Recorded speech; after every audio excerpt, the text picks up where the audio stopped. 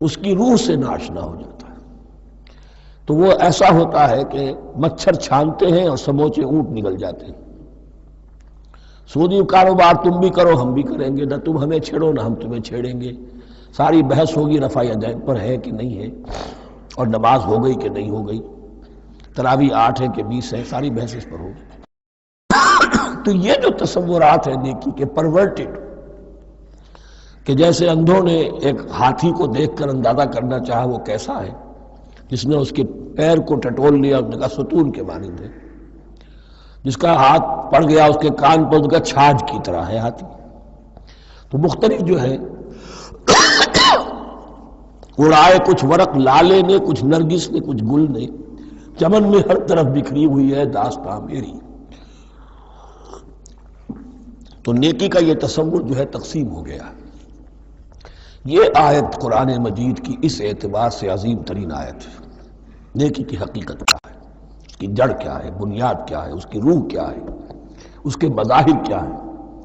مظاہر میں اولین شے کون سی ہے، ثانین کون سی ہے، ثالثاً کون سی ہے، اور اس پر ایک پورا علم الاخلاق جو قرآن کا ایک مکمل کتاب تصنیف کی جا سکتی ہے۔ ایتھکس، قرآنک ایتھکس کے لیے یہ آیت ایک یوں سمجھیے کہ جڑ اور بنیاد ہے۔ لیکن یہ سمجھ لیں کہ یہ آیت یہاں آئی کیوں ہے۔ پس منظر میں وہی تحویل قبلہ ابھی ہے۔ تحویل قبلہ کے 4 رکوع 15 16 17 18 یہ تو سالڈ ہے۔ اس سے پہلے 14ویں رکوع میں آیت تھی للہ المشرق والمغرب فأینما تولوا فثم وجہ اللہ۔ ادھر بھی پھر اتنی آیتیں چھوڑ کر، اتنا چھوڑ کر پھر گئی لیس البر ان تولوا وجوہکم قبل المشرق والمغرب۔ نیکی یہی نہیں ہے کہ تم اپنے چہرے مشرق اور مغرب کی طرف پھیر دو۔ یہ نہیں کہا یہ نیکی نہیں ہے، نیکی یہی نہیں ہے، یہ بھی نیکی ہے۔ جو ظاہر ہوگا نیکی کا وہ بھی نیکی ہے، لیکن اصل سے اس کا باطن ہے۔ باطن صحیح ہے، نیک ہے، تو حقیقت میں نیکی نیک ہے، ورنہ نہیں۔ ولیکن البر، بلکہ نیکی تو اس کی ہے۔ اب یہاں سے شروع ہوا جو نیکی کی جڑ ہے، بنیاد ہے۔ من آمن باللہ والیوم الآخر والملائکۃ والکتاب والنبیین، سب سے پہلے ایمان، تاکہ تصحیح نیت ہو جائے۔ یہ جو ایمان لائے اللہ پر، یعنی جو نیکی کر رہا ہے صرف اللہ سے اجر کا طالب ہے، والیوم الآخر، اور قیامت کے دن پر کہ اس کا کوئی اجر دنیا میں نہیں، صرف آخرت میں مطلوب ہے۔ ورنہ آدمی سوداگری کرے، دکانداری کرے، کپڑا بیچے، کچھ اور بیچے، دین تو نہ بیچے۔ دین کا کام کر رہا ہے تو اس کے لیے سوائے اخروی نجات کے اور سوائے اللہ کی رضا کے کوئی اور شے مقصود نہ ہو۔ والملائکۃ والکتاب والنبیین، اور ایمان لایا فرشتوں پر اور کتابوں پر اور انبیاء پر۔ یہ تینوں مل کر ایک یونٹ بنتے ہیں۔ فرشتہ لایا دین، کتاب بن گئی، اور انبیاء پر آئی وہ کتاب۔ ایمان بالرسالت کا تعلق نیکی کے ساتھ یہ ہے کہ نیکی کا ایک مجسمہ تمہارے سامنے رہے، آئیڈیل، اسوہ۔ ایسا نہ ہو کہ اونچ نیچ ہو جائے۔ نیکیوں میں بھی ایسا ہوتا ہے، کوئی جذبات میں ایک طرف کو نکل گیا، کوئی جذبات میں ایک طرف کو نکل گیا۔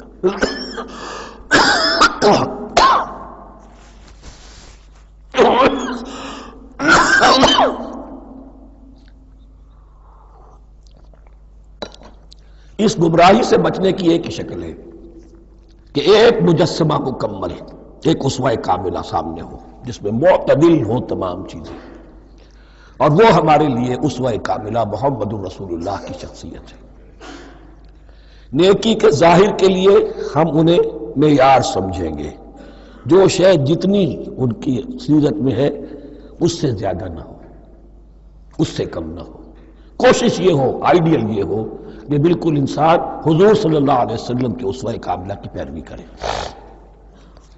وَلَٰكِنَّ الْبِرَّ مَنْ آمَنَ بِاللَّهِ وَالْيَوْمِ الْآخِرِ وَالْمَلَائِكَةِ وَالْكِتَابِ وَالنَّبِيِّينَ وَآتَى الْمَالَ عَلَىٰ حُبِّهِ ذَوِي الْقُرْبَىٰ وَالْيَتَامَىٰ وَالْمَسَاكِينَ وَابْنَ السَّبِيلِ، اور دیا اس نے مال، یا دے وہ مال اس کی محبت کے علی الرغم، علی حبہ اللہ کی طرف نہیں ہے، علی حب المال، علی الرغم مال محبوب ہے پھر بھی وہ خرچ کر رہا ہے، ذوی القربہ قرابت داروں پر، والیتامى یتیموں پر، والمساکین محتاجوں پر، وابن السبیل مسافر پر، والسائلین اور مانگنے والوں پر، وفی الرقاب اور لوگوں کی گردنیں چھڑانے میں۔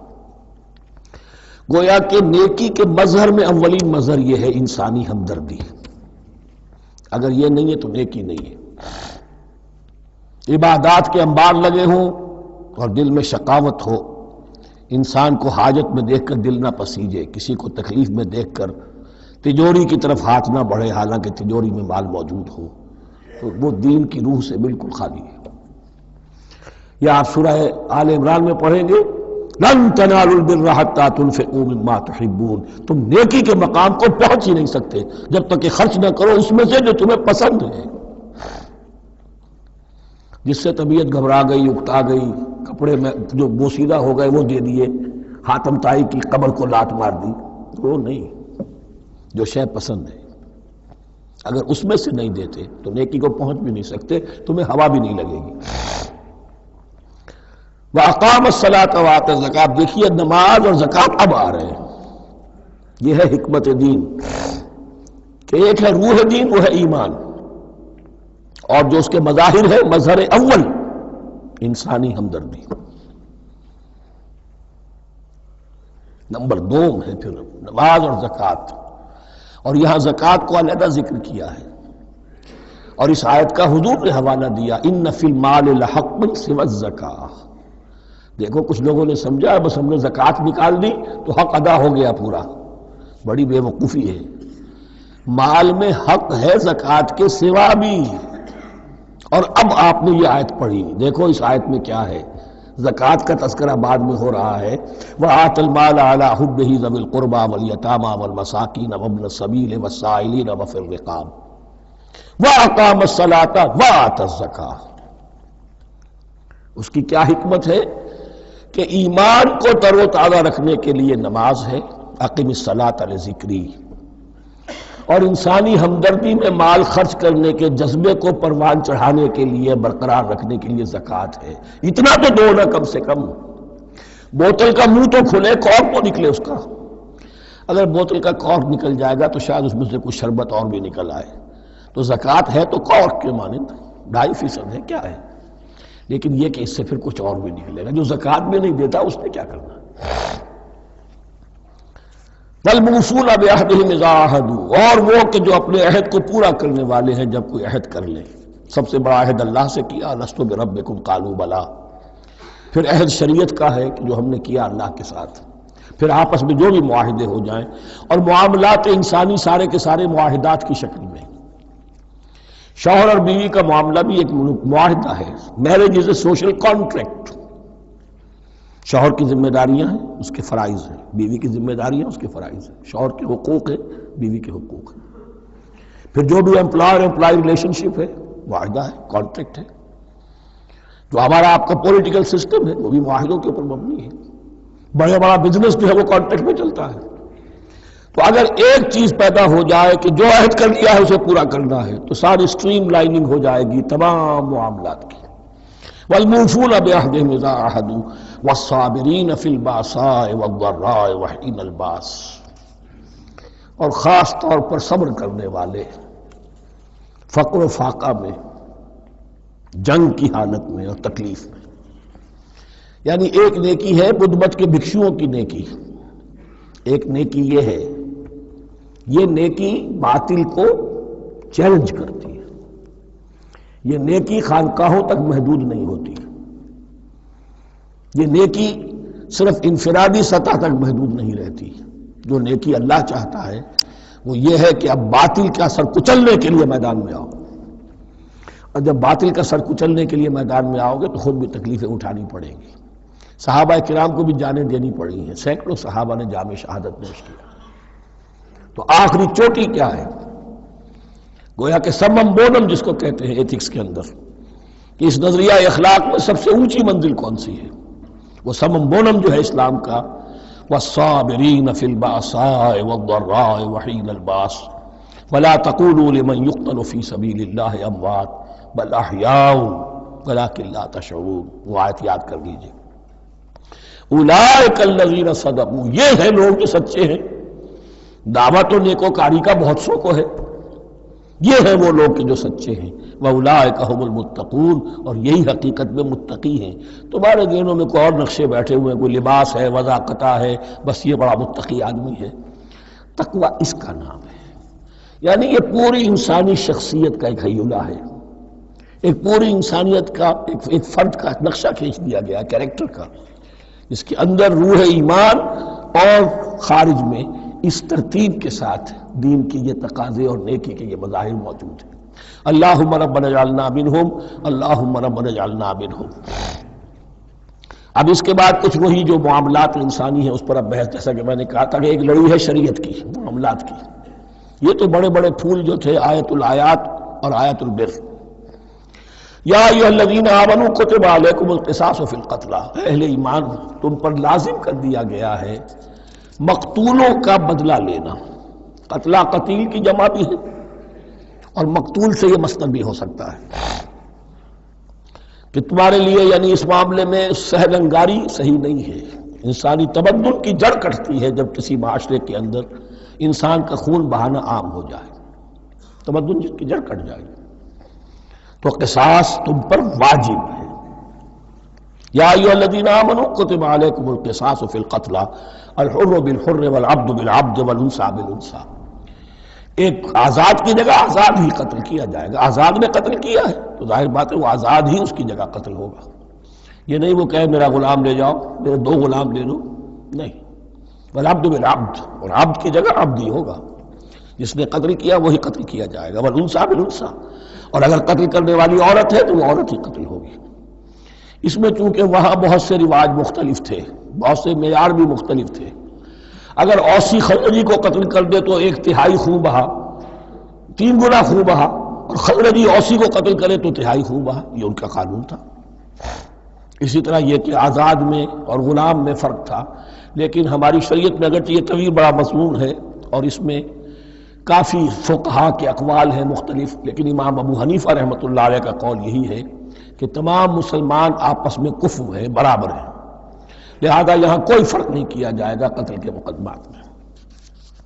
فمن عفی لہ من اخیہ شیء فاتباع بالمعروف واداء الیہ باحسان، پھر جس کو معاف کر دیا جائے کوئی شے اس کے بھائی کی جانب سے، یعنی جو مقتول ہے اس کے ورثاء اگر کہتے صاحب ہم اس کی جان بخشنے کو تیار ہیں، چاہے وہ خون بہا لے لیں یا ویسے ہی معاف کر دیں، تو جو بھی کچھ خون بہا طے ہوا ہو اداء الیہ باحسان فاتباع بالمعروف، تو اس کی پیروی کی جائے معروف طریقے پر اور ادائی کی جائے خوبصورتی کے ساتھ۔ ذالک تخفیف من ربکم ورحمہ، یہ تمہارے رب کی طرف سے تخفیف ہے، آسانی کی ہے اور رحمت ہے، اور اس کی رحمت ہونا بہت واضح ہے۔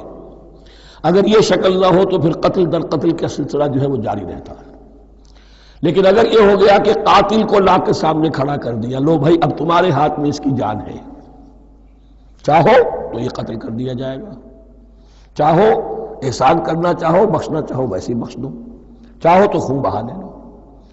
اس سے کیا ہوگا کہ وہ دشمنیوں کا جو دائرہ ہے وہ پھر سمٹ جاتا ہے، بڑھتا نہیں۔ اس میں بڑی رحمت ہے اللہ کی طرف سے۔ قانون جو ہے اسلام میں قتل کا، اس میں مدعی ریاست نہیں ہوتی۔ آج کل ہمارے ہاں غلطی یہ ہے، مدعی ریاست بن جاتی ہے۔ یہ مدعی ہوتا ہے یہاں پر جو بھی مقتول کے ورثاء ہیں، اور کسی کو صدر کو کیا، صدر کے باپ کو بھی اختیار نہیں ہے کہ کسی قاتل کو معاف کر دے۔ قاتل کو معاف کرنے کا جو اختیار ہے وہ صرف مقتول کے ورثاء کو ہے، کوئی صدر نہیں کر سکتا۔ ہمارے دستور میں ہے، پوری شرع پوری شک موجود ہے۔ فمن اعتدی بعد ذلک فلہ عذاب علیم، اور جو اس کے بعد بھی حد سے تجاوز کرے گا تو اس کے لیے دردناک اور بہت بڑا عذاب ہوگا۔ وَلَكُمْ فِي الْقِصَاصِ حَيَاةٌ يَا أُولِي الْأَلْبَابِ لَعَلَّكُمْ تَتَّقُونَ، اور اے ہوش مندو قصاص میں زندگی ہے تمہارے لیے۔ ایک روحانی تصور ہے معاف کر دینا اچھا ہے، اسلام بھی کہتا ہے ان تعفوا وتصفحوا وتغفروا فإن اللہ غفور رحیم، لیکن قتل کے مقدمات میں سہل انگاری جو ہے وہ اچھی نہیں ہے، پیروی شدت کے ساتھ ہونی چاہیے تاکہ اس سے آگے قتل کا سلسلہ بند ہو۔ وَلَكُمْ فِي الْقِصَاصِ حَيَاةٌ يَا أُولِي الْأَلْبَابِ لَعَلَّكُمْ تَتَّقُونَ، تاکہ تم بچ سکیں۔ اب کوتبہ علیکم دوبارہ آ گیا۔ یہ کوتبہ کے لفظ کو سمجھ لیجئے، جہاں بھی کوئی شے فرض کی جائے گی، لازم کی جائے گی، وہ کوتبہ ہے۔ اسی لیے شریعت کے لیے قرآن مجید میں جو لفظ ہے الکتاب، الکتاب اس معنی میں کہ اس میں شریعت خداوندی پوری کی پوری موجود ہے۔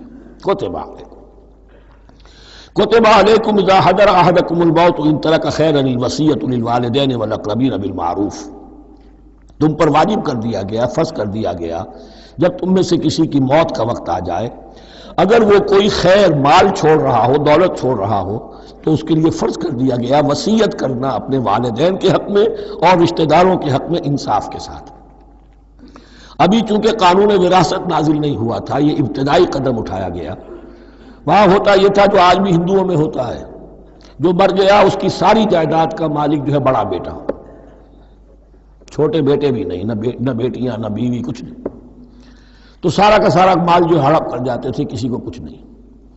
یہاں یہ کہ اب پہلا ابتدائی حکم دیا گیا، لیکن یہ آیت منسوخ ہو جائے گی سورہ نساء میں جب پورا قانون وراثت آ گیا، تو اب یہ آیت منسوخ شمار ہوتی ہے۔ ناسخ وہ قانون وراثت ہے جو سورہ نساء کے دوسرے رکوع میں آئے گا۔ البتہ اس کے ایک حصے کو حضور نے باقی رکھا ہے، وہ گویا کہ سنت نے اس کے ایک جز کو برقرار رکھا ہے، اور وہ جز یہ ہے کہ مرنے والا 1/3 اپنے مال کے لیے وصیت کر سکتا ہے کسی کے لیے، 1/3 سے زیادہ نہیں، اور وارث کے لیے وصیت نہیں ہوگی، جس کی وراثت میں حق مقرر ہو چکا ہے اس کے لیے وصیت نہیں ہوگی، وہ غیر وارث کے لیے وصیت ہوگی، کسی دینی ادارے کو دینا چاہے، کسی اور کو دینا چاہے، یتیم کو، بیوہ کو، یتیم خانے کو، ٹھیک ہے، 1/3، 2/3 میں قانون وراثت کی تنفیذ ہوگی لازماً۔ تو اس آیت کا صرف اتنا حصہ باقی رکھا ہے حضور نے صلی اللہ علیہ وسلم۔ حقاً علی المتقین، یہ اللہ کا تقوی رکھنے والوں پر حق ہے، واجب ہے کہ وہ وصیت کریں کہ ہمارے والدین کو یہ مل جائے، فلاں رشتہ دار کو یہ مل جائے، باقی جو ہے جو بھی ورثاء ہیں لے جائیں۔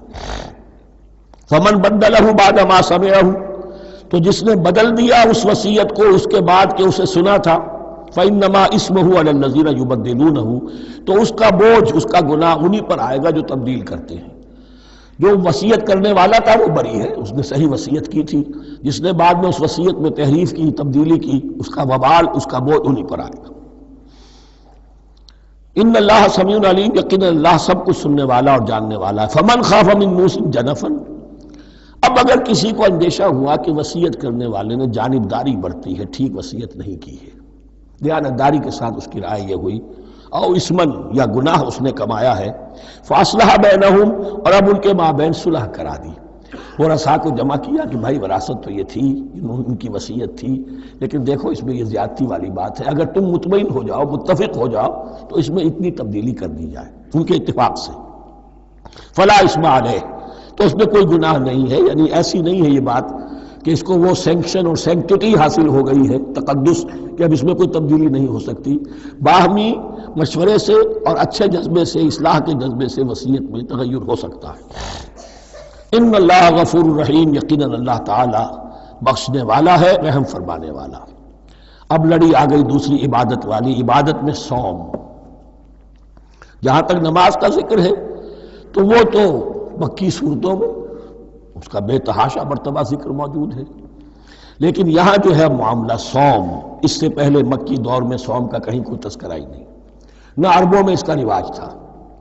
یہ لفظ بھی عربی زبان میں تھا گھوڑوں کے لیے، گھوڑے روزہ رکھتے تھے، رکھتے کیا تھے بیچارے، انہیں رکھوایا جاتا تھا، کیونکہ عربوں کا جو معاملہ تھا وہ لوٹ مار، غارت گری، اور اس کے لیے انہیں چاہیے تیز رفتار سواری، جاؤ حملہ کرو، لوٹو مارو اور بھاگو۔ اونٹ جو ان کی فضا اور ان کے ماحول کے لیے مناسب تھا، وہ زیادہ تیز دوڑ نہیں سکتا، اپنی اس ضرورت کے لیے گھوڑا چاہیے تھا۔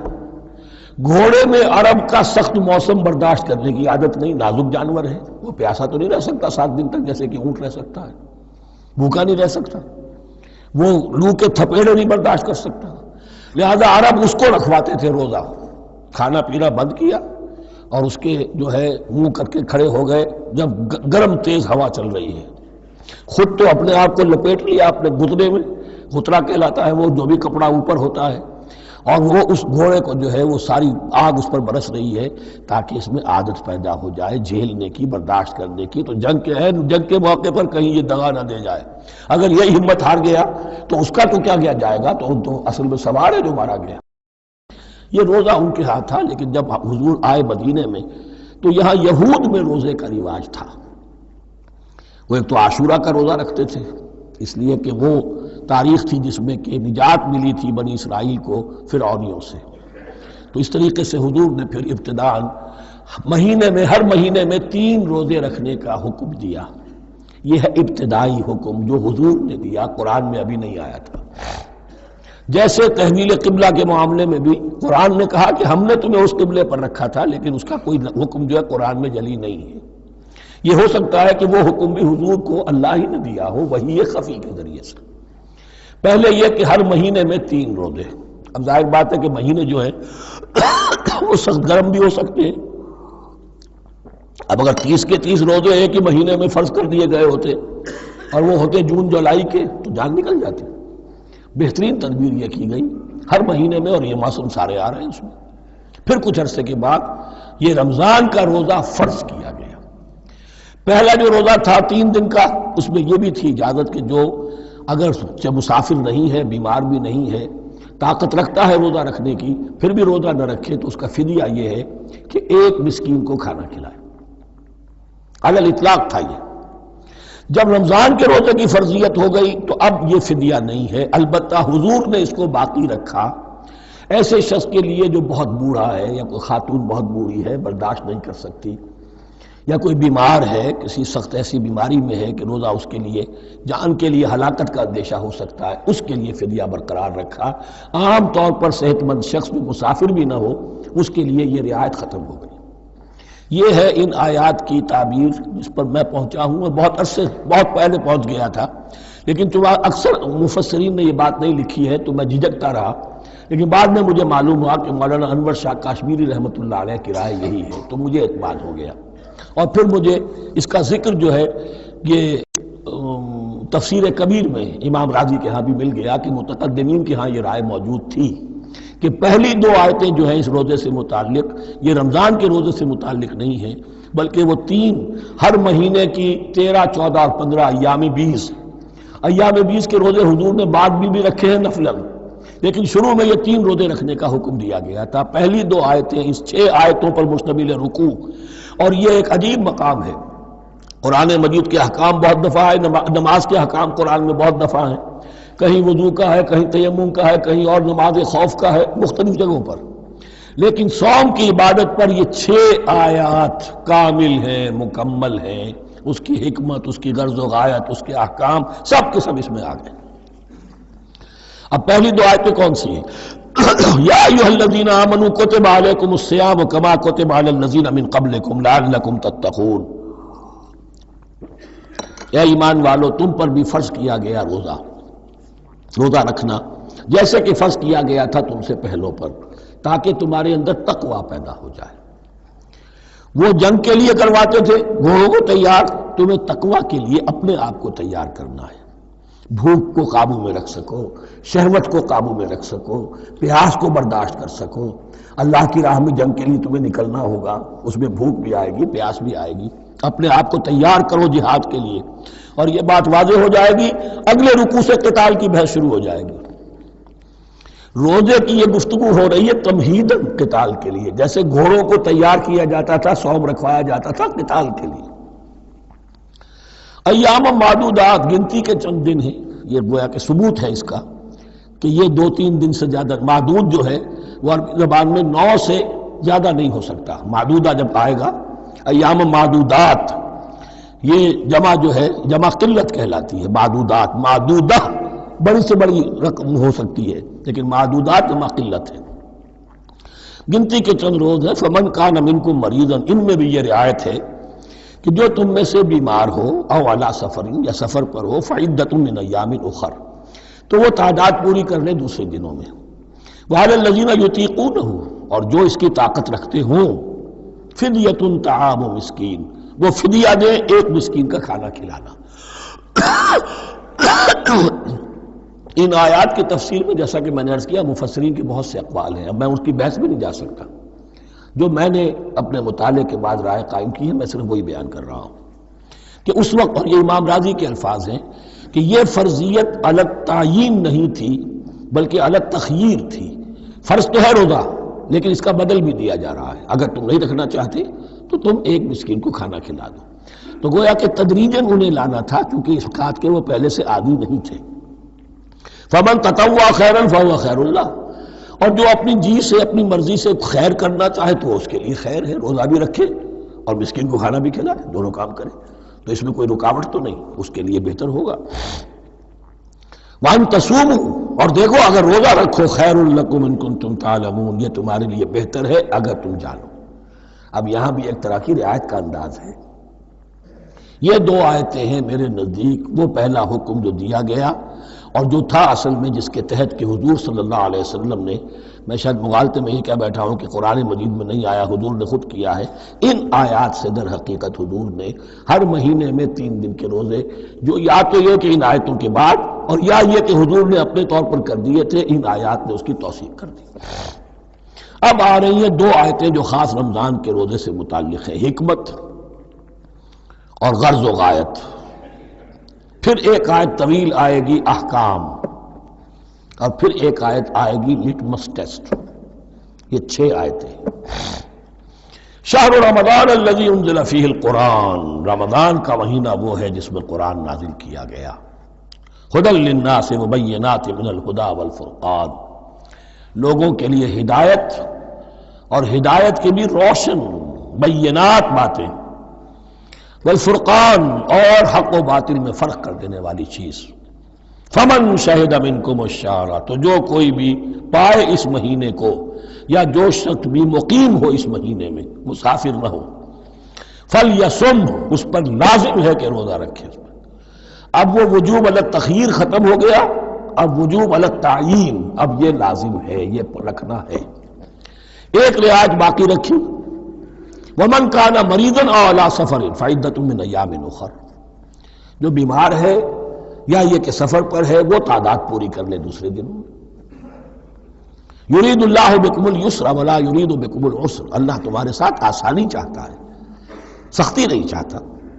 یہ لوگ اپنے اوپر سختیاں جھیلتے ہیں، شدید جو ہے سفر کے اندر بھی روزہ رکھے ہوئے، حالانکہ یہاں اجازت دی ہوئی ہے۔ یہ بلکہ حضور نے ایک مرتبہ ایک سفر میں کافی سرزنش کی، کچھ ایک جہاد اور قتال پہ نکلے تھے، کہ کچھ لوگوں نے اس سفر میں بھی روزہ رکھ لیا۔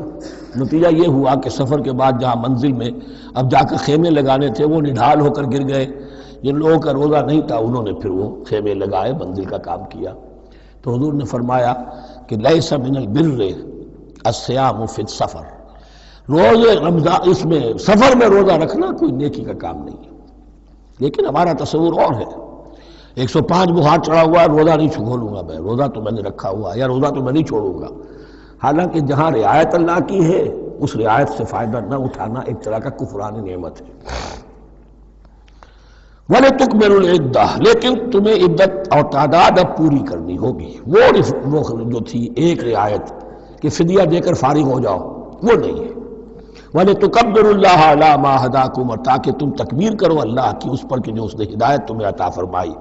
وَلَعَلَّكُمْ تَشْكُرُونَ، اور تاکہ تم شکر کر سکو اس نعمت عظمیٰ کا جو قرآن حکیم کی شکل میں تمہیں دی گئی۔ اس موضوع پر میرا کتابچہ عظمت صوم اور عظمت صیام و قیام قرآن، اس میں یہ سارے مضامین تفصیل سے آئے ہیں، کیا حکمت ہے، کیا غرض و غایت ہے، کیا مقصد ہے، اور آخری منزل کیا ہے، وَإِذَا سَأَلَكَ عِبَادِي عَنِّي فَإِنِّي قَرِيبٌ۔ مطلوب تو یہ ہے کہ تمہارا جو یہ جسم حیوانی ہے یہ کچھ کمزور پڑے، روح ربانی جو تم میں پھونکی گئی ہے اسے تقویت حاصل ہو۔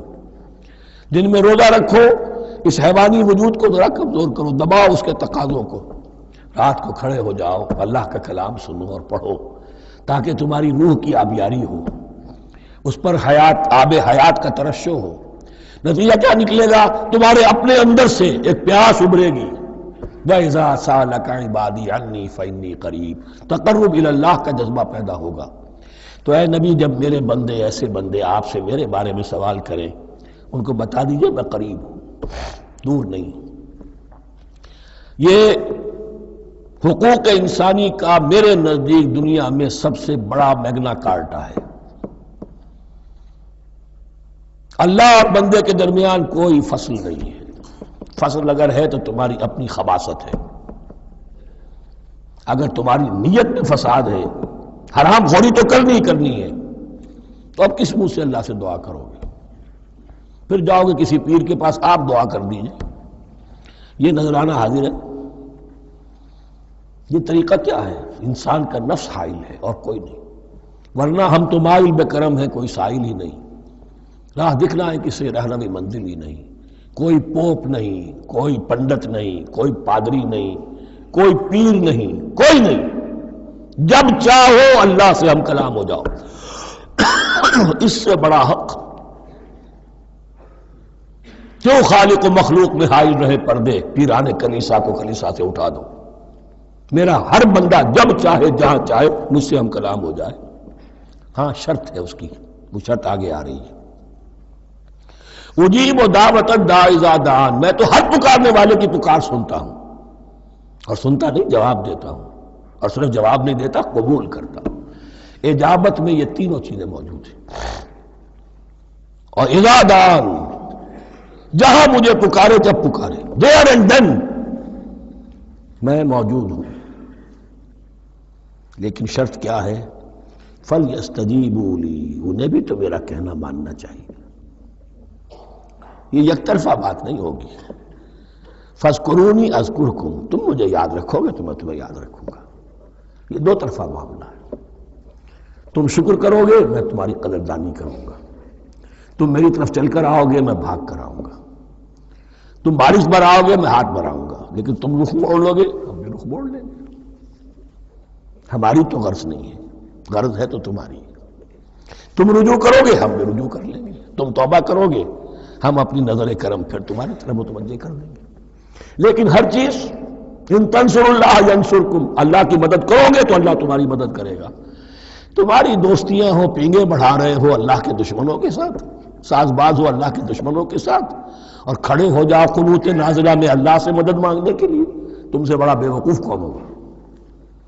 پہلے اللہ کی طرف رخ تو کرو، اللہ سے اپنا معاملہ درست کرو۔ ہاں اس میں کوئی یہ شرط نہیں ہے کہ پہلے ولی کامل اس وقت توبہ کرو خلوص نیت سے تو سارے پردے ہٹ جائیں گے، لیکن خلوص نیت کے ساتھ توبہ۔ وَإِذَا سَأَلَكَ عِبَادِي عَنِّي فَإِنِّي قَرِيبٌ أُجِيبُ دَعْوَةَ الدَّاعِ إِذَا دَعَانِ فَلْيَسْتَجِيبُوا لِي وَلْيُؤْمِنُوا بِي لَعَلَّهُمْ يَرْشُدُونَ أُحِلَّ لَكُمْ لَيْلَةَ الصِّيَامِ إِذْ تَفَضُّلُوا إِلَىٰ نِسَائِكُمْ۔ اب یہ ہے احکام کی آیت، بڑی طویل ہے، کیونکہ یہود کے ہاں شریعت میں روزہ جو ہے شروع ہو جاتا تھا شام کو ہی، اور رات بھی روزے میں شامل تھی، تو تعلق زن و شو بھی نہیں ہو سکتا، اور کوئی سحری وحری کا تصور نہیں تھا، جیسے ہی سوئے رات شروع روزہ شروع، اب اگلے دن تک غروب آفتاب تک روزہ رہے گا۔ ہمارے ہاں روزے میں نرمی کی گئی ہے، ایک تو یہ کہ رات کو اس سے خارج کر دیا، روزہ دن کا ہے، اور رات کے وقت تعلق زن و شو بھی ہے، کھانا پینا بھی ہے، جو پابندیاں روزے کی ہیں وہ سب اٹھ گئی۔ لیکن ہو یہ رہا تھا کہ لوگ سمجھ رہے تھے کہ شاید وہی جو احکام ہیں یہود کے ہاں شاید وہی ہمارے ہاں بھی ہیں، اس لیے وہ ایسا بھی ہوتا تھا اپنے جذبات میں بیویوں سے مقاربت کرتے تھے، لیکن دل میں سمجھتے تھے کہ ہم نے غلط کام کیا ہے۔ یہاں اب ان کو اطمینان دلایا جا رہا کہ نہیں، أُحِلَّ لَكُمْ لَيْلَةَ الصِّيَامِ الرَّفَثُ إِلَىٰ نِسَائِكُمْ، حلال کر دیا گیا ہے تمہارے لیے روزے کی راتوں میں اپنی بیویوں کے پاس جانا۔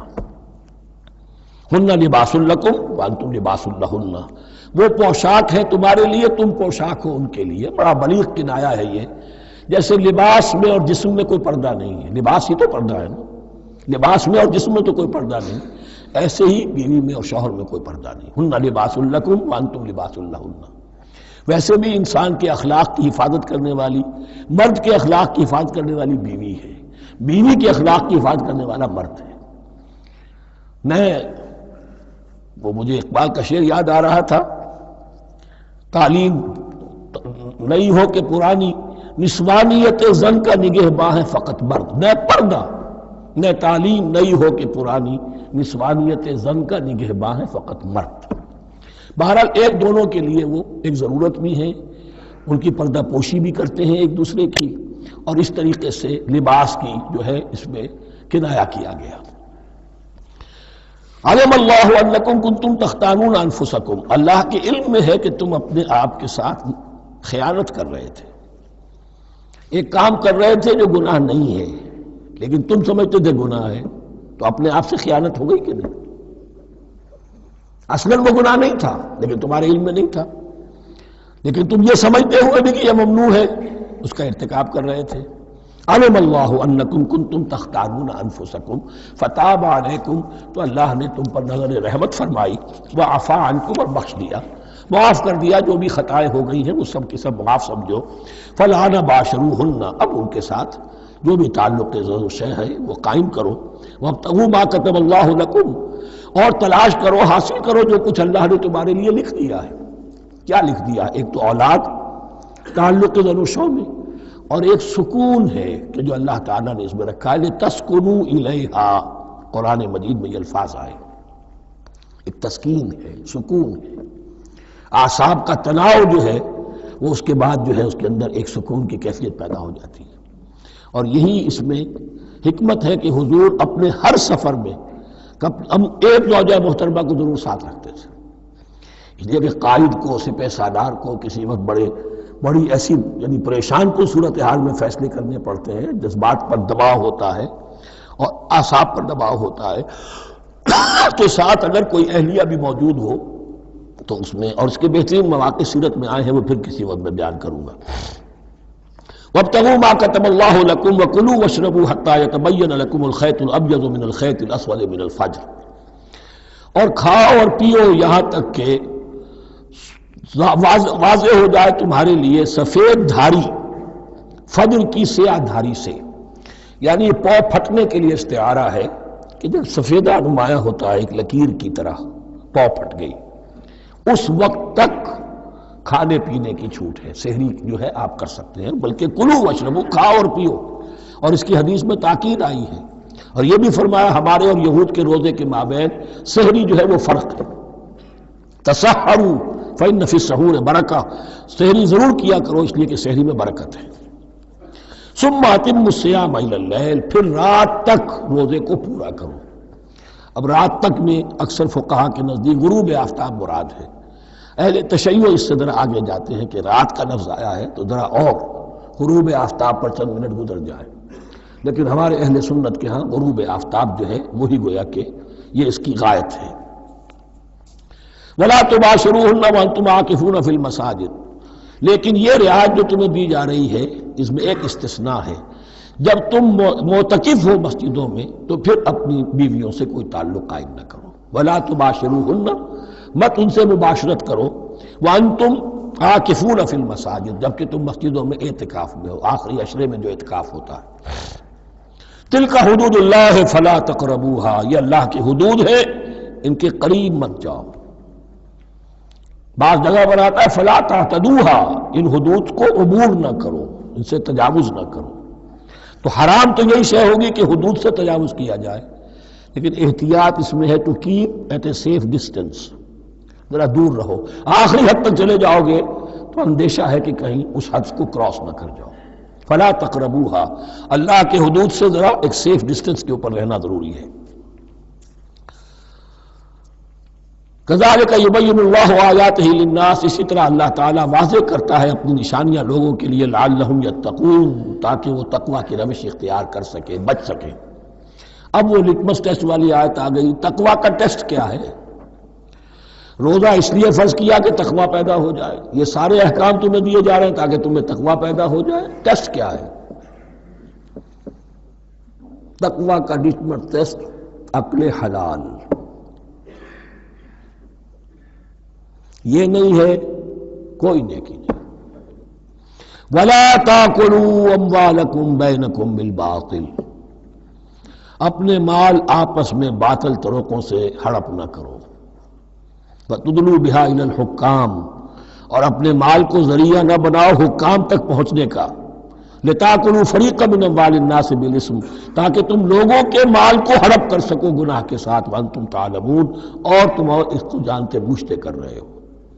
جو شخص اس معیار سے تو اس سے بعض آ گیا وہ ہے متقی، یہ لسٹمس ٹیسٹ ہے۔ ورنہ نمازوں کی تعداد، روزوں کی تعداد اور حرام کھانا تو تقوی نہیں۔ یہ میں حیران ہوتا ہوں کہ اب اس پر کبھی غور نہیں کیا ہے لوگوں نے کہ یہ آیت کہاں سے آ گئی درمیان میں؟ روزے کے احکام اور اس کے بعد قتال کے احکام بھی شروع ہوں گے، حج کے احکام شروع ہوں گے، یہ بیچ میں آیت۔ واقعہ یہ ہے کہ جیسے روزے کی حکمت کا نقطہ عروج کیا ہے، وَإِذَا سَأَلَكَ عِبَادِي عَنِّي فَإِنِّي قَرِيبٌ، روح انسانی میں ایک طلب پیدا ہو جائے تقرب اللہ کی۔ اسی طرح احکام صوم میں جو کلائمیکس ہے وہ یہ ہے، وَلَا تَأْكُلُوا أَمْوَالَكُمْ بَيْنَكُمْ بِالْبَاطِلِ وَتُدْلُوا بِهَا إِلَى الْحُكَّامِ لِتَأْكُلُوا فَرِيقًا مِّنْ أَمْوَالِ النَّاسِ بِالْإِثْمِ وَأَنْتُمْ تَعْلَمُونَ يَسْأَلُونَكَ عَنِ الْأَهِلَّةِ، اے نبی آپ سے پوچھ رہے ہیں چاند کی گھٹتی بڑھتی صورتوں کے بارے میں۔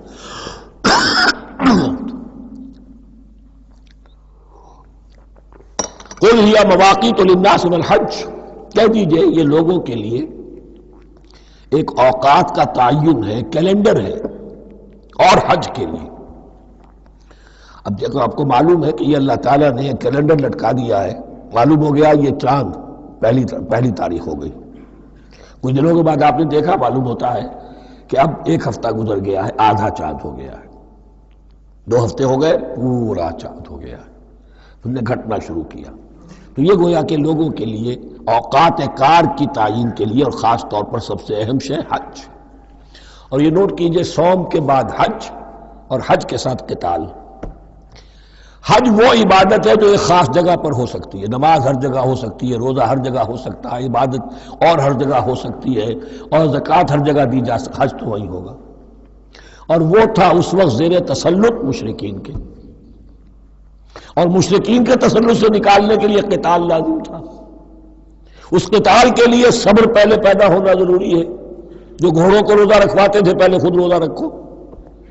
یہ ترتیب ہے، ربط ہے، صوم کے احکام فوراً حج اور قتال کے احکام۔ یسألونک عن الأہلة قل هی مواقیت للناس والحج وليس البر بأن تأتوا البیوت من ظہورها ولكن البر من اتقى۔ اور یہ کوئی نیکی نہیں ہے کہ تم گھروں میں ان کی پشت پر سے داخل ہو، بلکہ نیکی تو اس کی ہے جس میں تقوی ہے۔ یہ اصل میں ان کے ہاں ایک رواج تھا، کیونکہ حج تو ہو رہا تھا ایام جاہلیت میں بھی، اس کے مناسک کی بگڑی ہوئی شکلیں بھی موجود تھیں، کچھ ترمیمیں انہوں نے کر دی تھی، یہ حج تو تھا ان کا۔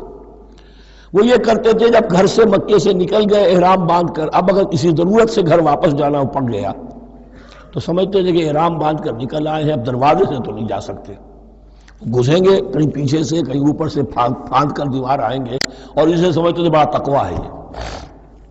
فرمایا یہ کوئی نیکی کی بات نہیں، یہ سرے سے نیکی نہیں۔ وَلَيْسَ الْبِرُّ، یہ ہرگز نیکی نہیں ہے، أَن تَأْتُوا الْبُيُوتَ مِن ظُهُورِهَا، کہ تم ان کے تم گھروں میں داخل ہو ان کے پچھواڑے سے، وَلَكِنَّ الْبِرَّ مَنِ اتَّقَىٰ۔ اب یہاں اس پوری آیت کو ذہن میں رکھ لیجئے، آیت البر کے آخر میں لفظ تھا وَأُولَٰئِكَ هُمُ الْمُتَّقُونَ وَلَكِنَّ الْبِرَّ مَنِ اتَّقَىٰ۔ گویا کہ وہ پورا تصور جو ہے یہاں پر جو آیا بر میں آ چکا ہے، اس کو اس لفظ کے حوالے سے اس پورے تصور کو پھر آپ کے ذہن میں تازہ کر دیا۔ وَأْتُوا الْبُيُوتَ مِنْ أَبْوَابِهَا، گھروں میں داخل ہو ان کے دروازوں سے، وَاتَّقُوا اللَّهَ لَعَلَّكُمْ تُفْلِحُونَ، اور اللہ کا تقوی اختیار کرو تاکہ تم فلاح پاؤ۔ وَقَاتِلُوا فِي سَبِيلِ اللَّهِ الَّذِينَ يُقَاتِلُونَكُمْ، لیجئے قتال آ گیا۔ اب یہ تیسری کڑی آ گئی نا، ایک لڑی عبادات کی، ایک لڑی معاملات کی، ایک لڑی انفاق کی، ایک لڑی قتال کی، یہ چوتھی کڑی ہے۔ وَقَاتِلُوا فِي سَبِيلِ اللَّهِ الَّذِينَ يُقَاتِلُونَ، اللہ قتال کرو اللہ کی راہ میں ان سے جو تم سے قتال کر رہے ہیں۔ وَلَا تَعْتَدُوا، لیکن حد سے تجاوز نہ کرو۔ ان اللہ لا يحب المعتدین، اللہ تعالی حد سے تجاوز کرنے والوں کو پسند نہیں کرتا۔ وَاقْتُلُوهُمْ حَيْثُ ثَقِفْتُمُوهُمْ، انہیں قتل کرو جہاں بھی پاؤ۔ وَأَخْرِجُوهُمْ مِنْ حَيْثُ أَخْرَجُوكُمْ، اور نکالو انہیں وہاں سے جہاں سے انہوں نے تمہیں نکالا ہے۔ مہاجرین کہاں سے نکالے گئے تھے؟ مکے سے۔ محمد الرسول اللہ پر وہاں پر حیات تنگ کر دی گئی تھی، قافیہ تنگ کر دیا گیا تھا، تبھی تو آپ نے ہجرت کی۔ نکالو انہیں وہاں سے جہاں سے انہوں نے تمہیں نکالا ہے۔ والفتنة اشد من القتل، اور یہ خیال نہ رہے کہ قتل اور خون ریزی جو ہے تو بری بات ہے، فتنہ اس سے بھی زیادہ بری بات ہے۔ فتنہ کیا ہے؟ ایسے حالات جن میں کہ انسان اللہ خدائے واحد کی بندگی نہ کر سکے، اسے غلط کاموں پر مجبور کیا جائے، حرام خوری پر مجبور ہو گیا ہو، یہ سارے حالات فتنہ ہیں۔ تو قتل اور خونریزی اتنی بری شے نہیں ہے جتنی فتنہ، والفتنة اشد من القتل۔ ولا تقاتلوهم عند المسجد الحرام حتى يقاتلوكم فيه، ہاں مسجد حرام وہ چونکہ اسے تو امن کی جگہ بنا دیا گیا ہے، ان سے جنگ مت کرو مسجد حرام کے پاس جو بھی حرم کا علاقہ ہے، حتیٰ یقاتلوکم، یہاں تک کہ وہ خود تم سے قتال کریں اس میں، فَإِن قَاتَلُوكُمْ، پھر اگر وہ تم سے قتال کرتے جنگ کرتے ہیں فَاقْتُلُوهُمْ، تو قتل کرو انہیں، كَذَلِكَ جَزَاءُ الْكَافِرِينَ، یہی بدلہ ہے کافروں کا۔ فَإِنِ انْتَهَوْا، پھر اگر وہ باز آ جائیں، فَلَا عُدْوَانَ إِلَّا عَلَى الظَّالِمِينَ، تو کوئی زیادتی جائز نہیں ہے مگر ظالموں پر۔ الشہر الحرام بالشہر الحرام، شہر حرام کا بدلہ ہے شہر حرام، یعنی اگر انہوں نے اشہر حرم کی بے حرمتی کی ہے تو اس کے بدلے میں یہ نہیں ہوگا کہ ہم تو ہاتھ باندھ کے کھڑے رہیں کیونکہ تو اشہر حرم ہے۔ ایک ہے حرم زمین، ایک ہے اشہر حرم، 4 مہینے، 3 حج کے لیے ان کے ہاں تھے اور 1 عمرے کے لیے، یہ 4 مہینے تھے کہ ان کے دوران ان کے ہاں یہ طے تھا کوئی خونریزی کوئی جنگ نہیں ہوگی، اپنے باپ کے قاتل کو بھی پالیں گے تو اس میں قتل نہیں کریں گے۔ تو ایک مقام ہے حرم، اس میں جنگ حرام، اور ایک وہ مہینے ہیں ان میں جنگ حرام۔ لیکن اگر کفر اقدام کرے تو اب یہ نہیں کہ ہاتھ پاؤں باندھ کے اپنے آپ کو پیش کر دیا جائے، نہیں، پھر جوابی کارروائی میں اگر تمہیں بھی اس کی بے حرمتی کرنی پڑے تو اس کا وبال بھی ان پر ہوگا۔ جی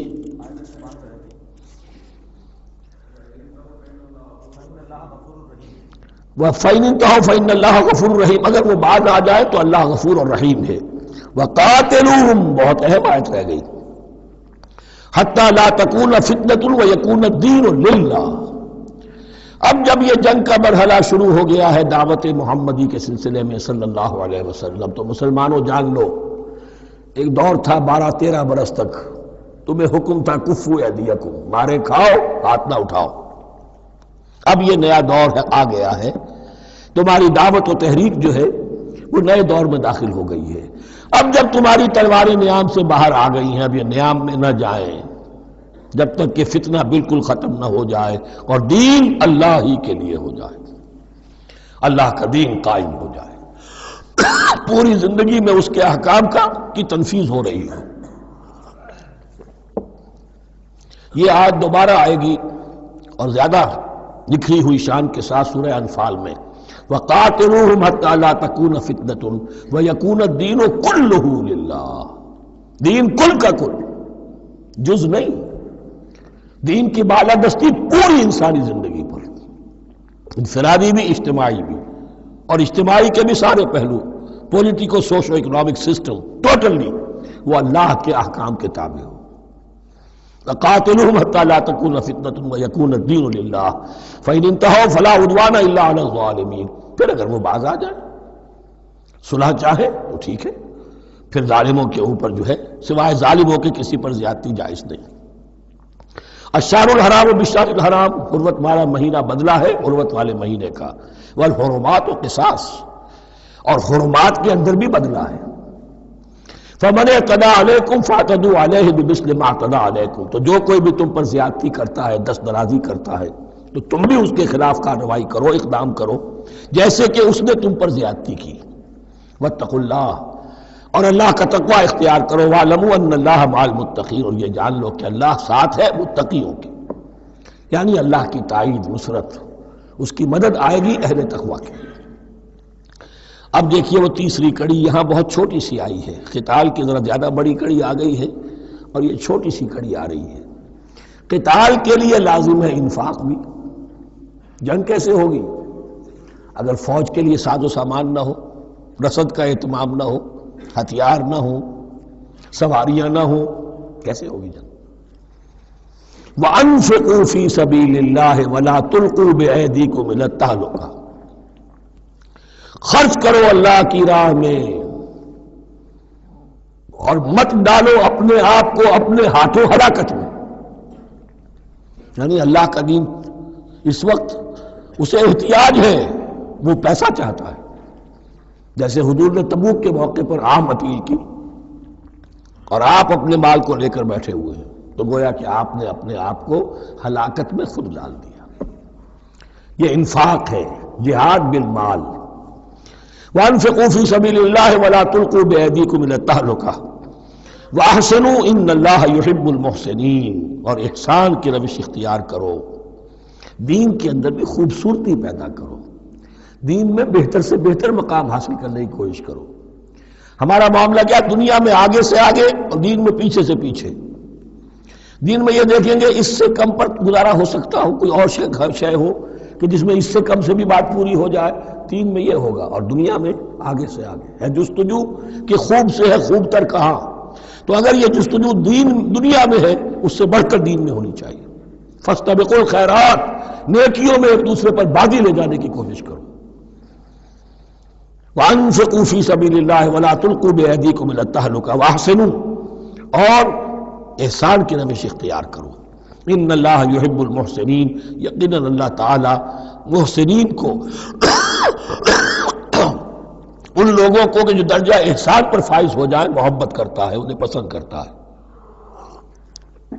یہ حدیث جبرائیل اگر ذہن میں ہو تو 3 درجے ہیں، جیسے میں نے آج بتایا آپ کو.